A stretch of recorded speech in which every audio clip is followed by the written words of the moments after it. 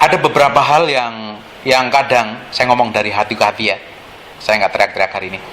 Kita ngomong dari hati ke hati. Kita belajarin tentang isi hatinya Tuhan itu biasanya teriak-teriak. Hari ini saya nyantai. Kita ngomong tentang dari hati ke hati.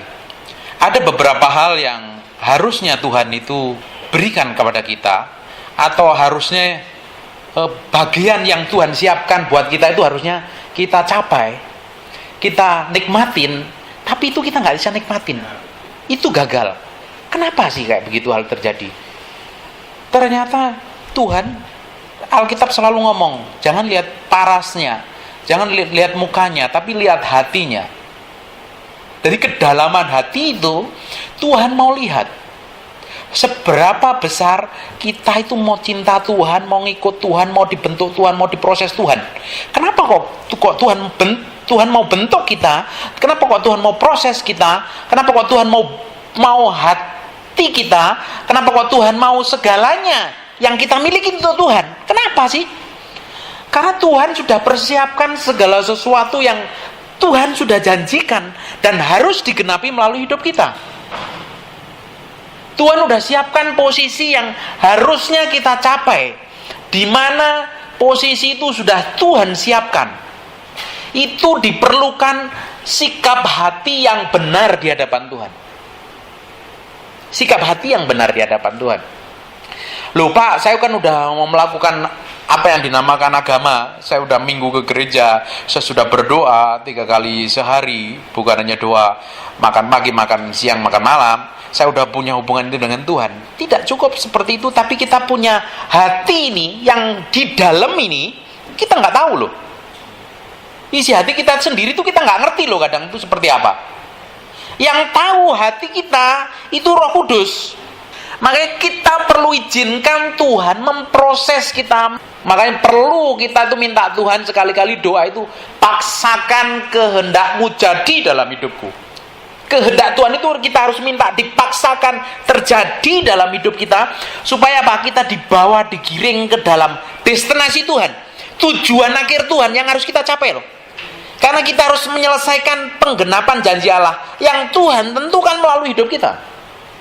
Kita ini kan ditempatkan di dalam posisi yang berbeda-beda, nggak sama satu dengan yang lain. Betul apa enggak? Semua orang dipersiapkan punya tanggung jawab yang berbeda-beda sesuai yang Tuhan mau. Betul apa enggak? Tanggung jawabnya Bapak beda dengan tanggung jawab saya. Tanggung jawabnya Pak Edot yang harus digenapi di hadapan Tuhan beda dengan tanggung jawabnya Bapak ini. Nah, kita harus menyelesaikan dengan garis finish yang sesuai Tuhan mau. Nah, untuk mencapai ke sana, mencapai kesempurnaan tadi, itu kadang kita mengalami proses. Nah, proses tadi itu tujuannya hanya satu. Mengeluarkan sesuatu yang jahat di dalam hati kita. Hal yang nggak benar di hadapan kita. Supaya kita didapatin hati kita ini benar di hadapan Tuhan. Kadang respon hati kita, sikap hati kita yang di dalam itu kita nggak benar di hadapan Tuhan. Saya baru ngomong sama istri saya, dia ternyata tekanan darahnya rendah. Tadi, barusan saya ngomong berapa menit yang lalu. Tekanan rendah, terus saya bilang kamu mesti minum sangobion, bla bla bla bla, vitamin dan segala macam. Jangan ngomong berat-berat deh, nambahin pikiran saya aja, dia bilang gitu. Dengerin baik-baik, saya ngomong sama istri saya. Kalau sikap hati kamu benar di hadapan Tuhan, kamu dengar hal yang buruk sekalipun, hal yang gak enak sekalipun, hal yang jahat sekalipun, yang jahatin kamu sekalipun, sikap hati kamu benar loh di hadapan Tuhan. Karena yang di dalam udah benar. Kalau yang di dalam ini benar, keluar respon hatinya dari mulutnya juga benar, reaksinya juga benar. Ya, itu diperlukan waktu, diperlukan proses perjalanan kita dengan Tuhan, hari demi hari. Makanya kalau ada hal yang nggak enak, bersyukur. Itu artinya, kalau saya kasih tahu, saya orang yang tidak pernah mengeluh. Terus saya bilang sama istri saya, Hani, kamu tahu nggak? Kamu pernah nggak dengar dari mulut saya bersungut-sungut, ngerutu, ngomel, masalah pekerjaan, masalah keuangan, masalah Kamu pernah komplain nggak aku sama kamu? Masalah apapun yang terjadi dalam hidup saya pernah komplain nggak? Kamu pernah dengar nggak perkataan yang jelek dari sikap hati saya, dari mulut saya? Nggak pernah sekalipun. Karena saya jagain hati saya. Jangan-jangan saya ini lagi dibentuk Tuhan. Ada hal yang nggak benar di hadapan Tuhan di dalam hati saya ini. Kembali ke minggu yang lalu, Daud didapatin orang the man after my own heart. Ini orang yang ngaku tuh berkenan, aku tuh demen sama orang ini. Kalau Tuhan kasih predikat kayak begitu tuh, Tuhan dapatin hatinya Daud tuh benar 100% di hadapan Tuhan, sekalipun dia punya kelemahan dan kesalahan. Itu yang membuat Daud itu dipromosi dari hari ke hari. Berkatnya tidak pernah berkesudahan. Hati-hati dengan mulut kita loh. Di kitab mana, coba cari di searching Google, semua perkataan yang keluar dari mulut kita, suatu hari kita akan menghadap Kristus dan kita akan bertanggungjawabkan dari A sampai Z. Mulut kita ini. Hati-hati ngomel. Sama pasangan hidupnya, hati-hati sama suamimu ngomel. Mana buahmu, sama pekerjaanmu, sama uangmu. Aduh, rekening gua kok sedikit ini. Gimana ya? Hati-hati. Itu bisa menghalangi janji Tuhan, destinasi Tuhan itu tiba-tiba drop, gagal. Janji Tuhan terhadap orang Israel keluar dari tanah Mesir menuju tanah perjanjian. Gara-gara mulutnya orang Israel, dosanya orang Israel itu tahu nggak apa? Bersungut-sungut, ngomel, menggerutu, berzina, macam-macam. Di 1 Korintus 10 tuh jelasin semua tuh. Ada 4 dosanya orang Israel yang menghalangi data. Hal-hal yang itu kan itu berbicara tentang apa? Tentang sikap hati loh. Bahkan orang yang berkenan di hadapan Tuhan, yang mimpin sendiri orang Israel, mimpin sendiri ini orang yang ngelihat ngomong muka dengan Tuhan, ngelihat Tuhan, wajahnya Tuhan, pun dia bikin kesalahan yang di mata Tuhan tidak benar dan dia tidak masuk tanah perjanjian gara-gara satu hal. Tuhan ngomong, Musa, lu ngomong pakai mulutmu pada batu ini kan keluar air. Tapi karena sikap hatinya Musa ini kesel sama orang Israel, menggerutu, marah. Ini orang yang kupimpin kok ngomel-ngomel terus, menggerutu terus. Sikap hatinya kayak gitu. Itu sikap hati loh. Ngomel. Akhirnya bukannya diomongin, dipukul, tapi keluar juga air. Tapi fatal di hadapan Tuhan. Fatal di hadapan Tuhan. Dengerin baik-baik. Semakin tinggi posisi kita, semakin kita akan belajar tentang hubungan kita dengan Tuhan, bagaimana kita bergaul dengan Tuhan, bagaimana kita intim dengan Roh Kudus, bagaimana kita bergaul dengan firman kan, betul kan? Semakin kita bangun hubungan tadi, semakin dipercayakan Tuhan urapan, pewahyuan, hikmat, otoritas segala. Semakin tinggi posisi kita di hadapan Tuhan, Tuhan tuntut lebih. Sekali sikap hatimu nggak benar di mata Tuhan, bukan di mata manusia, bukan di mata suamimu, bukan di mata istri, nggak benar di mata Tuhan, habis ya. Satu sikap hati saja menghalangi Musa masuk tanah perjanjian. Hati-hati loh. Problemnya orang Kristen itu 1-2 cm di bawah hidung. Apa itu? Mulut. Hati-hati. Ini penting. Hal-hal yang gini bisa menghalangi destinasi Tuhan, menghalangi janji Tuhan, menghalangi hal yang harusnya kita terima lebih, tetapi kita nggak terima. Harusnya Musa terima lebih kan, tetapi dia batal, gagal. Dia orang gagal. Tapi di mata Tuhan dia orang berhasil, sukses. Nyatanya dipermuliakan waktu Yesus dipermuliakan di bukit kan, dia ada Elia dan Musa di surga, dipromosi Tuhan. Tetapi secara fisik gagal. Ya, ngerti nggak sampai sini? Amin.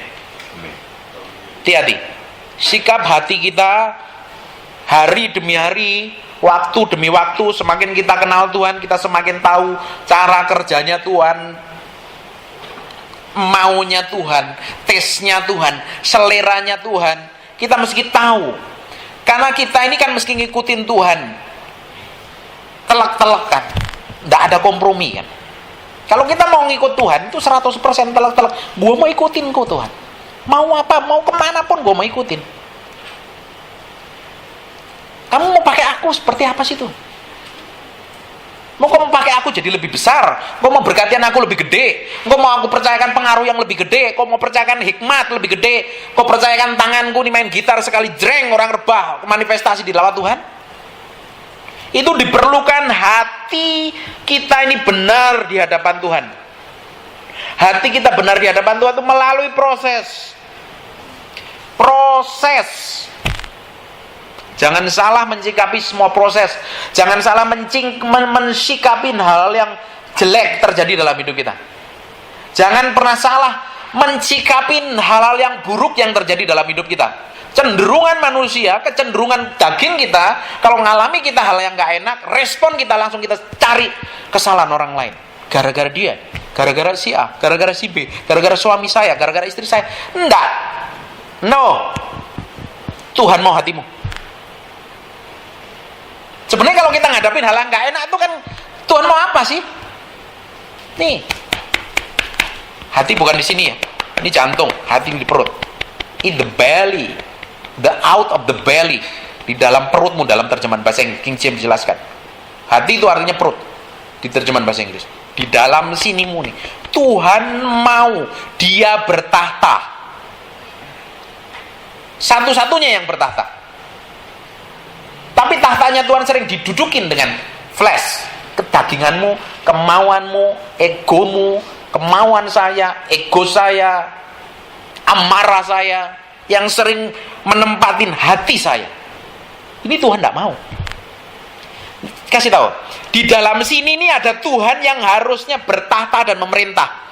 Barang siapa hidup di dalam Roh Kudus, dia harusnya hendak hidup dipimpin oleh Roh. Betul apa enggak? Orang hidup di dalam dipimpin oleh Roh itu artinya Roh Kudus yang di dalam sini, yang ngontrol, yang menguasai, yang memimpin, yang membimbing, dan kita tidak punya hak sama sekali loh. Halo? Halo? Iya. Ada yang gini? Bukan kemauan kita, bukan keinginan kita, bukan perasaan kita yang memimpin, tetapi harusnya Tuhan yang seharusnya memimpin. Nah, bagaimana ketahuannya kalau kita yang memimpin, daging kita memimpin, emosi kita yang memimpin? Nah, reaksi yang jelek yang keluar dari kita akan ngadepin hal yang enak. Bapak ngalami nggak? 100% saya sering ngalami, setiap hari saya sering ngalami. Daging saya sering mimpin. Saya di jalan belum bertobat. Dipotong saya marah. Orang nyetir pelan-pelan, telepon nih, beneran nih telepon nih, main HP. Daging saya tiba-tiba langsung muncul salib, ciut, pelan-pelan. Lu kayak begitu apa sih? Berarti apa benar di hadapan Tuhan? Terus kalau kita diurapin tuh kayak begitu? No. Saya jagain. Tuhan dalam minggu ini Tuhan ngomong sama saya, aku mau hati kamu. Oh, berat loh Tuhan. Berat Tuhan. Saya jagain hari-hari sikap saya.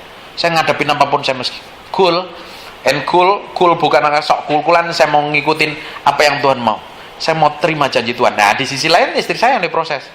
Nah, waktu istri saya diproses begini. Nah, sikap hati saya yang keluar lagi. Kadang orang-orang yang di samping kita yang dipakai Tuhan untuk memproses kita. Kadang itu bukan orang lain. Ya orang di sekitar, kalau nggak istri ya anak, kalau nggak ya anak ya teman, kalau nggak teman ya orang tua, kalau nggak orang tua ya mertua, kalau nggak mertua ya menantu, ya sekitar itu. Tujuannya satu, Tuhan mau percayakan perkara yang lebih besar. Tuhan mau percayakan perkara yang lebih besar itu diperlukan sikap hati yang benar di hadapan Tuhan.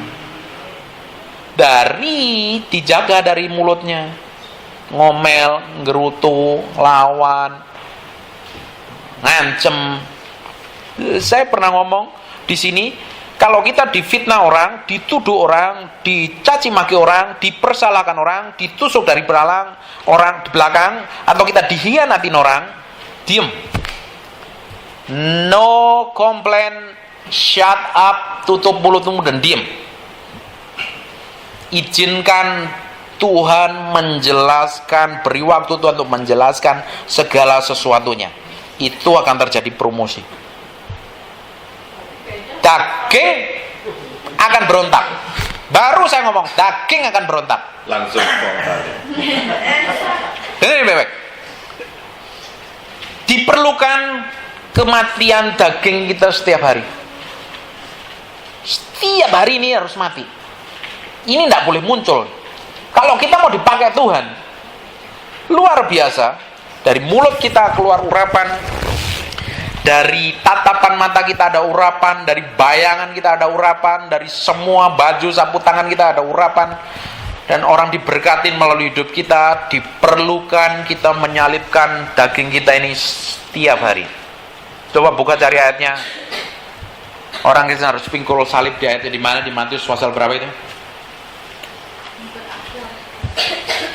Coba cepat-cepat. Matius pasal, cepat-cepat yang menemukan ntar dapat hadiah. Makan di rumahnya masing-masing. Matius pasal yang ke-10 ayat yang ke-38. Barang siapa tidak mengikut saya dan mengikut aku, ya tidak. tidak layak. Barang siapa, semua orang. Barang siapa Terus tidak Tidak mengikut salibnya mengikut dan mengikut aku, dia tidak layak bagiku. salibnya, barang siapa tidak memikul salibnya, artinya semua orang punya salib. Beda levelnya. Sekarang lihat saya. Semua orang punya salib yang harus dipikul. Beda-beda. Suami beda, istri beda, meskipun serumah beda. Salibnya. Dan mengikut apa? Pikul salib dan ikutin Tuhan. Pikul salib dan ikutin dia. Setiap hari. Kalau enggak, Alkitab ngomong, ia tidak layak bagiku. Nyah, dari hadapanku. Orang yang nggak mau pikul salib, pertama dia akan berontak, dia akan ngomel, dia akan menggerutu, dia akan coba cari kambing hitam, tiba-tiba dia coba akan cari pembenaran akan dirinya sendiri, apapun juga dia lakukan untuk dirinya sendiri. Dan itu jahat di mata Tuhan. Itu jahat di mata Tuhan. Kasih contoh.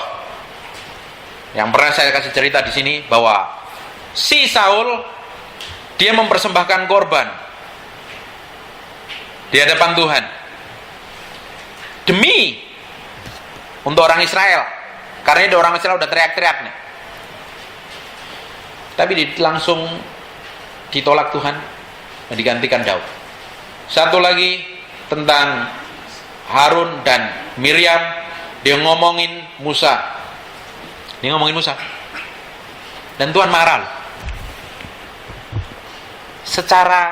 Secara hukumnya, hukum Israel, hukum Yahudi, Musa memang nggak boleh kawin campur. Dia ngambil perempuan kusi, perempuan kulit hitam, dikawinin. Secara hukum salah. Tetapi ini Harun sama si Miriam ini ngomel-ngomel. Di mata Tuhan jahat. Hati-hati loh ya. Sikap hati kita ini, saya bilang tadi di awal tadi, kalau kita satu hal aja nggak benar di hadapan Tuhan, itu bisa pending semua rencana Tuhan. Pending semuanya. Gara-gara satu orang ini nggak berkenan di hadapan Tuhan, kena kusta, stop. Kan harusnya perjalanan dong. Karena kena kusta, tiang api nggak bergerak loh. Di situ sampai Miriam sembuh baru jalan. Itu penting. Nih, hati ini penting. Perlu disalipin. Yang di sini ini perlu disalipin setiap hari. Setiap hari. Do not complain. Kalau kamu komplain, itu artinya kamu ngelawan firman Tuhan, kamu ngelawan proses Tuhan, kamu ngelawan pembentukan Tuhan. Saya ngomong level lebih dalam. Kelihatannya sih nggak apa-apa, tapi di mata Tuhan ini anakku nih kayak begini ya. Saya ini sebenarnya mau percayakan perkara besar kok, tapi kok ngadepin kayak begini aja dia. Coba nyalain orang lain ini maunya apa ya? Semakin Tuhan mau hatimu, bagaimana Tuhan mau hati kita, Tuhan pasti akan adepin dengan hal-hal yang gak enak. Sikap hati kamu menentukan di hadapan Tuhan. Seperti apa? Bisa tidur nyenyak, itu mau baru doa fajar atau doa semalam suntuk kok matanya bengkak-bengkak. Tuhan mau. Semakin Tuhan mau percayakan kita perkara yang lebih gede, dia tuntut. Yang di dalam ini siap. Coba lihat nih. Saya kasih contoh di Alkitab. Hampir setengah jam saya ngomong. Cepat sekali. Bentar lagi kelak, 3 menit lagi. Ini ada contoh-contoh raja yang besar, orang-orang yang dipercayakan Tuhan secara besar. Namanya yang pertama saya ngomong tentang yang terkenal ini. Orangnya ganteng sekali, namanya Yusuf. Dia diberi kapasitas yang besar. Kan dia sudah diprofetiskan. Secara profetis dia sudah dapat nubuatan bahwa saudara-saudaranya 7 jelai itu akan menyembah jelainya dia. Dan secara profetis juga bapaknya kasih jubah yang maha indah, bahwa dia ini akan memegang jubah lambang tentang otoritas, lambang tentang apa yang dipakai. Dia punya otoritas. Jubah itu menentukan orang itu punya otoritas atau enggak. Coba kelihatan di depan sini ada perempatan lampu merah, tapi ketika lampu merahnya mati, tiba-tiba kita jalan di situ kok bisa berhenti ya? Ini kenapa ini? Kok di sana juga berhenti? Kok ada yang di sana yang suruh jalan? Ternyata di situ ada seorang yang pakai baju yang punya otoritas, namanya polisi. Orang yang kecil-kecil. Dia bilang stop, dia berhenti. Dia siapa? Punya jubah melambangkan otoritas. Bisa aja kan? Kenapa kok ini si Yusuf ini nggak langsung jadiin raja? Dia belum siap. Dia dibentuk dulu, diproses dulu. Punya kepahitan nggak ini orang? Dia nggak punya kepahitan. Dia nggak punya kepahitan, dan sikap hatinya benar di hadapan Tuhan. Dia kalau mau kepahitan sama keluarganya, sama saudaranya loh. Dia buang di sumur. Dia mau dijual, dia bisa sakit hati loh. Dengerin baik-baik, sakit hati itu pilihan. Pilihan kita. Kamu mau sakit hati apa enggak, itu pilihan kamu. Bukan gara-gara orang lain sakit hati itu. Sakit hati itu keputusan. Saya memilih sakit hati, kesel sama si A karena dia udah nyakitin saya. Atau saya bilang, ya biarin aja, saya mau ngampuni. Betul. Sakit hati, sikap buruk itu pilihanmu yang menentukan destinasi kamu di hadapan Tuhan tercapai apa enggak. Dan dia ditemukan Yusuf mengasihi keluarganya. Dari situ aja nggak cukup. Tes hatinya tentang sakit hati, kepahitan, dihianati itu nggak cukup. Banyak diprosesnya, dilupakan, dituduh, difitnah bosnya segala macam. Dia mengalami banyak hal. Dan titik tertentu dalam tingkat kematangan yang tertentu, dengerin baik-baik. Tuhan perlu menentukan kita ini siap mateng apa enggak, terima sikap kita ini sudah siap terima janjinya dia enggak, terima tanggung jawab dari dia itu kita ini siap apa enggak, itu ditentukan dari tingkat kematangan secara rohani kita. Nah, dia ditemukan tingkat kematangan, dia keluar dari penjara 13 tahun diproses jadi orang nomor 2 di Mesir. Sekarang saya ngomong tentang Daud. Daud itu dinubuatin. Tahu nggak? Dari perjalanannya Daud dinubuatin sampai dia jadi raja itu perlu waktu berapa? Kurang lebih 16 tahun kalau nggak salah. Kenapa kok Saul kan udah kerasukan setan? Kenapa nggak jadi raja? Dia kan udah ngalahin Goliat segala macam, bisa dong keputusannya. Tapi Tuhan nggak mau itu loh. Tuhan izinkan proses-proses tadi untuk membentuk hati Daud itu mudah. Dibentuk di hadapan Tuhan supaya apa? Janji yang harus, destinasi yang harus digenapin Daud itu harus tercapai, dia harus finish strong. Garis finishnya sampai. Saya berdoa di tempat ini kita semua akan mencapai garis finish. Dan Tuhan berkenan dengan apa yang kita lakukan. Ngerti nggak? Nah, dengerin baik ini. Ini penting. Jadi sikap hati ini, Tuhan tuh mau sikap hati. Sikap hati kita tadi itu menentukan bahwa kita ini akan menyelesaikan garis finish yang sampai Tuhan janjikan apa tidak. Makanya diizinkan hal-hal yang gak enak dalam hati kita ini, diizinkan. Tujuannya terremes-remes, dibentuk, diproses, diinjek-injek, dianatin, dipersalahkan, diapain. Sikap hati kita tadi, sebenarnya itu keputusan hati kita ini dengan Tuhan. Makanya kalau orang tahu ini, orang tahu hal ini, dia tidak akan pernah nyalain orang lain, dia tidak akan pernah kambing hitam, dan dia tidak pernah akan sakit hati sama orang lain. Karena dia tahu Tuhan lagi bentuk untuk menuju perjalanan, menuju kebesaran seperti yang Tuhan janjikan.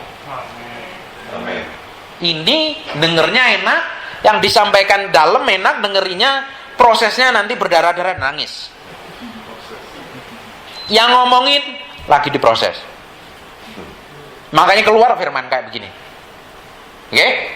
Ini penting. Jadi jaga nih mulai hari ini. Semakin orang punya kedekatan dengan Tuhan dalam level tertentu, semakin tinggi posisi kita ini di hadapan Tuhan, semakin besar tanggung jawab. Saya kasih contoh ya, gampang contoh.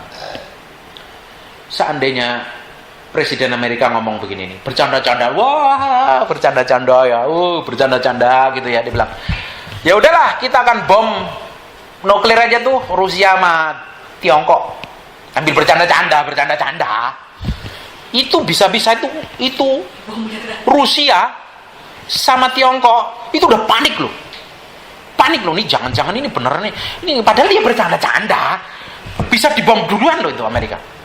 Karena apa dia ngomong begitu? Posisi punya tanggung jawab besar. Kita ini udah punya kedekatan dengan Tuhan, udah dipercayakan urapan, dipercayakan nikmat. Kita tahu kan level iman kita, levelnya sampai mana, tingkat kedalaman kita dengan Tuhan sampai mana. Hati-hati loh. Sikap hati sekecil apapun itu bahaya, bisa fatal di hadapan Tuhan. Saya nggak ngomong orang masuk neraka, enggak. Udah lewat lah itulah. Saya ngomong tentang finish strong, berkenan di hatinya Tuhan, mencapai apa yang jadi destinasinya Tuhan. Oke? Sampai sini.